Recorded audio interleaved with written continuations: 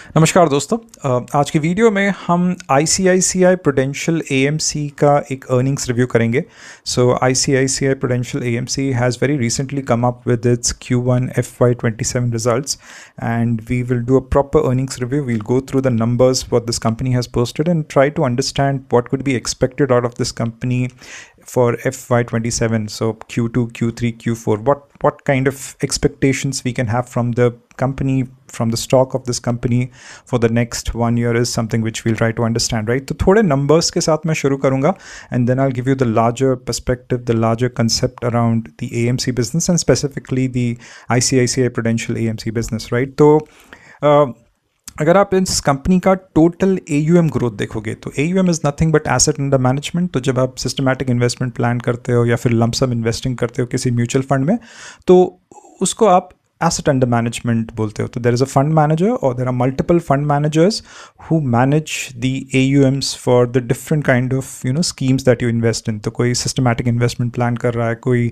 ETF में कर रहा है, कोई lump sum investment कर रहा है। So that is what you call the AUM, तो asset under management। So the asset under management of this company increased 17.6% year on year।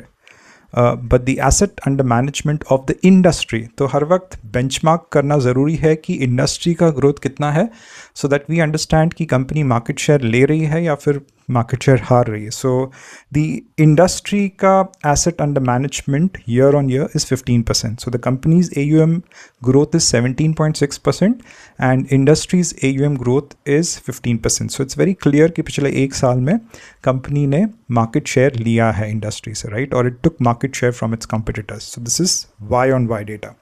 I give you Q on Q data, मतलब sequential data. Q4 FY26 में क्या था और Q1 FY27 में क्या AUM point of view से growth दिख रहा है, राइट? तो Q on Q, right, sequentially the company increased its AUM by 1.2%, but the industry increased its AUM by 2%। तो कहीं ना कहीं मार्केट शेयर खोया है। So it lost market share to HDFC AMC and SBI AMC, जिसका बहुत जल्द IPO आने वाला है, तो उसके ऊपर भी थोड़ा बात कर लेते हैं बाद में, right?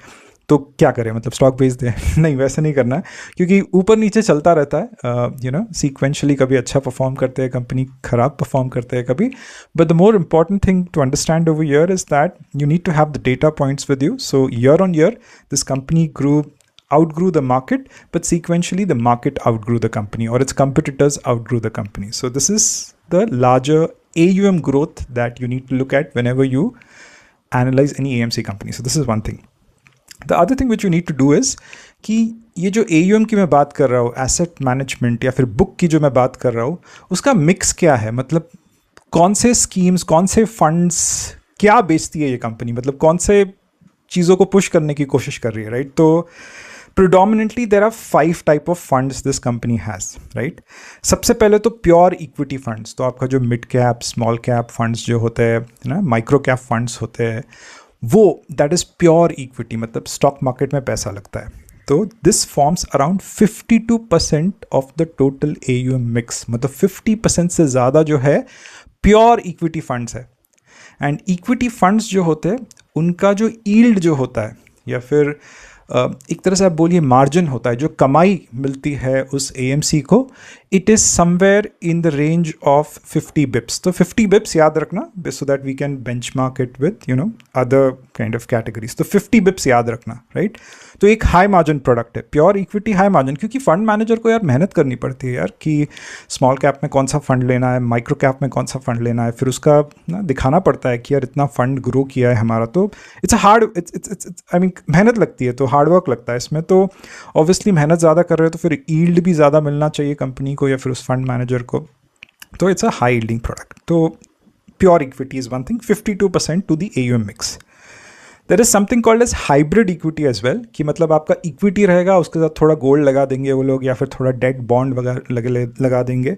So that is something which contributes around 18% to the AUM mix, right? Again, this is a high margin product because the fund manager has to work very hard to ensure that you see growth in whatever investments that you have. तो इसका भी similar yield होता है, 50 bips का yield होता है इसका, right? Third thing is, so there is a new initiative which this company and other AMCs are trying to build. So that is what they call alternates and advisory. तो इसमें ना portfolio management services देते हैं ultra HNIs को, AIF funds होते हैं, SIF funds होते हैं. तो ये थोड़ा ultra HNIs को जो service देते हैं, right, उसको alternates कहते हैं. And currently alternates form only 7% of the AUM mix. So this company and other AMCs, they want to push the alternate higher की. ऑल्टरनेट ज़्यादा है क्योंकि इसका जो यील्ड है वो 100 पिप्स है, मतलब डबल यील्ड है इसका, right. So they want volume growth in alternates because the value growth in alternates is almost double than equity, right, equity funds और हाइब्रिड इक्विटी फंड्स, राइट. तो ये जो 3 प्रोडक्ट कैटेगरीज है या फिर 3 सेगमेंट्स है, ये इनके हाई यील्डिंग प्रोडक्ट्स है. कंपनी कोशिश करती है कि ये प्रोडक्ट्स जितना ज़्यादा या फिर ये स्कीम्स जितना ज़्यादा बेच सके उतना ज़्यादा बेचे, right. There are other 2 products as well which are not very high yielding product, but the need of these 2 products is very very important. मतलब पैसिव्स बोलते हैं. तो पैसिव्स मतलब आपका इंडेक्स फंड है. तो बहुत वक्त ऐसा होता होगा कि आपका जो म्यूचुअल फंड डिस्ट्रीब्यूटर है वो बोलता होगा आपको कि यार you see a lot of volatility in the stock market. आपने ठीक है इक्विटी फंड्स में इन्वेस्ट किया, अच्छी बात है, एक इंडेक्स फंड भी ले लीजिए आप, इंडेक्स का एक निफ्टी 50 का ETF भी ले लीजिए, right. So those are passive funds and passive funds पे जो यील्ड है वो बहुत कम होता है, 10 बिप्स का यील्ड होता है. तो 100, 50, 10. सो 10 Bips is the yield on passive funds. तो it is one of the products which gets cross sold when the markets are not doing that great ना. क्योंकि जब 2020 से 2024 2025 तक जब एक बुल मार्केट चला था तो हर कोई इक्विटी फंड्स में इन्वेस्ट करता था, बट पिछले 1-1.5 साल में पैसिव्स का जो प्रभुत्व है, उसका जो इम्पोर्टेंस है वो बढ़ गया. क्योंकि लोगों को लगता है कौन इतना दिमाग लगाएगा कि कौन से फंड में इन्वेस्ट करना है, ये फिर सब बैकवर्ड लुकिंग नंबर्स होते हैं. पिछले 1 साल में अच्छा परफॉर्म किया है, 2 साल में अच्छा परफॉर्म किया है, गारंटी नहीं है कि अगले 1 साल में अच्छा परफॉर्म करेगा. तो यार ये सब झंझट छोड़ देते हैं, let's go and invest in an ETF, Nifty 50 का ETF पैसिव फंड में इन्वेस्ट करते हैं. बट ऑब्वियसली फंड मैनेजर को इतनी मेहनत करनी नहीं पड़ती है because the index is what he is investing in. तो the yields are very low, 10 bips के यील्ड्स होते हैं. तो ये प्रोडक्ट को इतना वो लोग बेचने की कोशिश नहीं करते. जब वक्त खराब होता है, that is when they try to sell passives, right. The last product is debt, bond market, bond ना. पिछले 1 साल में बहुत सारे जो हेज फंड्स तो नहीं होते यहाँ पे, म्यूचुअल फंड्स के जो मैनेज करते हैं लोग, वो कहते हैं कि you need to have enough debt in your balance sheet, in your portfolio, balance sheet बोल रहा हूँ, in your portfolio. Debt products, bond market, India का जो बॉन्ड यील्ड्स है they are clocking like 7.2%. FD से बेहतर रिटर्न देते हैं. तो why don't you look at debt? The equity market is not doing that great. तो डेट का कुछ 7 बिप्स का यील्ड होता है, तो लो यील्डिंग प्रोडक्ट है, राइट. तो काफ़ी ऑब्वियस है कि कंपनी जो है वो जो टॉप 3 चीज़ें या top 3 things which the company wants to sell is pure equity because the yields are higher, hybrid equity yields are higher, and alternates wherein the yields are higher than the first 2 segments, right? So alternates is a very small portion of the AUM mix. It's around 7% right now, but pure equity and hybrid equity, if you kind of add them, it forms around 70%, right? तो growth triggers क्या है, right. तो growth triggers एक तो जो मैंने समझा दिया कि ये जो फंड्स है वो बेचने की कोशिश करती है, और एक 3 ग्रोथ ट्रिगर्स है. सो what the way this business works is कि ये AMC बिजनेस जो है, एसेट मैनेजमेंट या फिर वेल्थ मैनेजमेंट का बिजनेस जो है, it has absolutely no barriers to entry. मतलब anyone can start. Whatever I am doing as well is some part of wealth management. तो आप YouTube पे शुरू कर सकते हो, आप WhatsApp पे शुरू करते हैं लोग, Telegram पे शुरू करते हैं.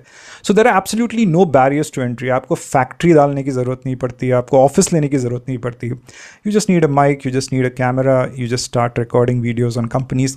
तो in one way, a lot of people are associated with the wealth management industry, whether they manage AUMs or they do not manage AUMs, but the larger industry is wealth management. It's related to capital markets, right? तो barriers to entry इसमें कुछ ज़्यादा नहीं है, तो हर कोई कर सकता है ये. But what matters over here, there are 2 things which matter in this industry. एक तो brand matter करता है, because यहाँ पे trust की बात आती है. You want to invest with people who you find trustworthy, or you want to take advice from people who you find trustworthy. So HDFC, SBI, ICICI, Nippon, Aditya Birla. So all these names are very old names in the industry, right? तो ये already एक trust quotient जो है इनका बहुत बहुत ज़्यादा है. And all these players have a very very strong distribution. तो इनके जो mutual fund distributors होते हैं, I mean they have a very strong network, a well penetrated network, right? तो barriers to entry बहुत कम है, but the big will become bigger and the bigger will just keep on growing क्योंकि brand name important है, trust important है, और distribution जो है वो बहुत important है, right? तो the other way to grow the business is to get new clients. तो volume growth की बात कर रहा हूँ मैं यहाँ पे, you get new clients. तो मैं डेटा एक पॉइंट पढ़ रहा था, या फिर I was reading just one report. क्या है कि AUM to GDP इंडिया में करीबन 18% है, right? So AUM divided by GDP. The GDP of this country is in the denominator, and AUM, the the asset under management that I was talking about, is around 18%. But in US it's around 132%. मतलब GDP से ज़्यादा AUM है वहाँ के लोगों का, right? So it's a very highly underpenetrated market. Financialization has just started 4-5 years back, and this theme is a very very strong theme. तो new client acquisition या फिर नए लोगों को लेके आना है अपने डिस्ट्रीब्यूशन नेटवर्क के थ्रू, डायरेक्ट बोल सकते हैं, इनडायरेक्ट बोल सकते हैं. आप जब भी म्यूचुअल फंड्स में इन्वेस्ट करते हो डायरेक्ट इनडायरेक्ट का ऑप्शन होता है. So that is one way of getting new clients into their AUM pool. तो वो ये जो न्यू क्लाइंट एक्विजिशन जो बोलते हैं, या फिर यूनिक कस्टमर एक्विजिशन जो है, ईयर ऑन ईयर 15% से बढ़ा है. तो last year was a very difficult year for the stock markets, but in spite of this the new client acquisition increased by 15%. So this is a very important data point, right? The other thing in which you want to grow your AUM is कि by cross selling. मतलब जैसे मैंने बताया कि कोई distributor आपको कहेगा कि आकर कहेगा कि you have already invested in equity linked mutual funds, the market is not doing that great, there's a lot of volatility, why don't you buy a passive fund, why don't you buy an index fund, right? तो cross sell करते हैं तो क्या होता है, the portfolio becomes bigger, मतलब the pool becomes bigger, मतलब share of wallet ज़्यादा ले रहे हैं आपसे. तो एक फोलियो है तो अभी 2 फोलियो बन जाएंगे, एक फंड में इन्वेस्टेड है तो दूसरे फंड में क्रॉस सेल करके इन्वेस्ट करेंगे, right?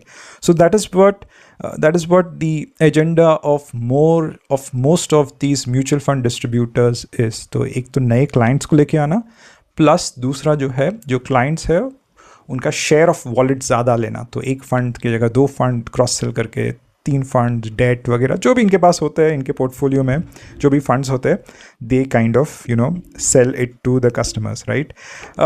One more very reliable way of growing your business is through systematic investment plan. Systematic investment plan ना ऑटो पायलट पे चलता है, एक बार लगा दिया तो महीने की तारीख में पैसा डिडक्ट होते रहता है. तो that is a God-given kind of a thing for this industry, because then they don't have to spend money on new customer acquisition.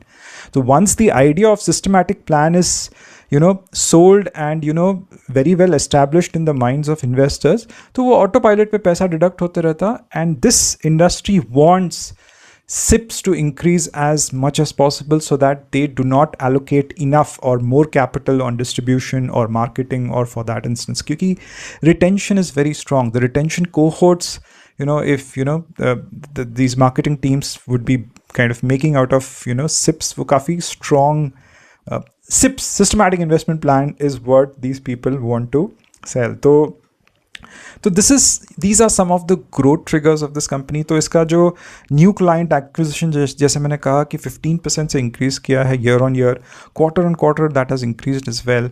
इसका जो शेयर ऑफ वॉलेट है, या फिर वैल्यू ग्रोथ बोलो, या फिर पूल ऑफ AUM है, it has increased by 15% year on year, quarter on quarter this has increased as well. तो अगर आप देखो तो the growth in this company as well as in this sector has been really good in the last 1 year, in spite a lot of turbulence in the stock market, right? तो अब समझने की कोशिश करते हैं कि इतना सब कुछ हुआ, इतना सब कुछ रिजल्ट वगैरह हुआ, what is expected in the next 1 year. तो ये कंपनी FY26 में grew at around 22-23%.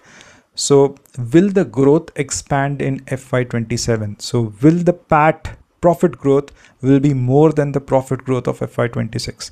So the answer is no. So profit growth जो है या फिर growth of the company is going to contract, it's going to decelerate, but it will grow faster than the industry. And that's why when the results of this company came, right, all the brokerages gave a guidance or upgraded the guidance for this company, right? तो एक higher base से growth आ रहा है, तो growth थोड़ा decelerate करेगा, but it will grow faster than the industry. So the industry growth would be somewhere around 13 to 15%. This company could grow somewhere around 16 to 18%. So let's say if you're a long-term investor, 2 to 3 years horizon, and you're looking at a 2 to 3 horizon kind of a horizon, then you know a 15% compounded annual growth looks like a decent return on investment, right? So it's a decent company, it's a good company. एक और company का list होने वाला है, IPO आने वाला है, which is SBI. It's going to be the biggest company, biggest AMC asset management company, bigger than ICICI and HDFC as well. तो SBI का जो IPO आ रहा है, what they have done very consciously is कि they are getting the IPO at a lower P. तो अगर आप ये सारे जो asset management companies के P's देखोगे तो 50 के ऊपर है. SBI जो लिस्ट करा रहा है अपना IPO, एक तो वो ऑफर फॉर सेल है, राइट? तो ये कंपनीज जो है ये काफ़ी एक एसेट लाइट बिजनेस पे ऑपरेट करते हैं. If you look eight ROE, ROC सब 60-70% के ऊपर. क्या मतलब आपको एक ऑफिस लेना होता है, 5 एक्सपीरियंस्ड फंड मैनेजर्स को हायर करना होता है, रेगुलेटरी जो भी हर्डल्स है वो निकाल देने होते हैं, थोड़ी तो फैक्ट्री डालनी होती है या फिर मशीनरी खरीदनी होती है. तो the ROC on this business, the ROE on this business is very very high. It's a very asset light business, a very agile business that you know this is. तो एक बहुत स्ट्रॉन्ग बिजनेस मॉडल है. तो offer for sale हो रहा है, री invest करने का कुछ स्कोप भी नहीं. हाँ मतलब मार्केटिंग में, एडमिनिस्ट्रेशन में आप री इन्वेस्ट कर सकते हो, बट कितना ही करोगे.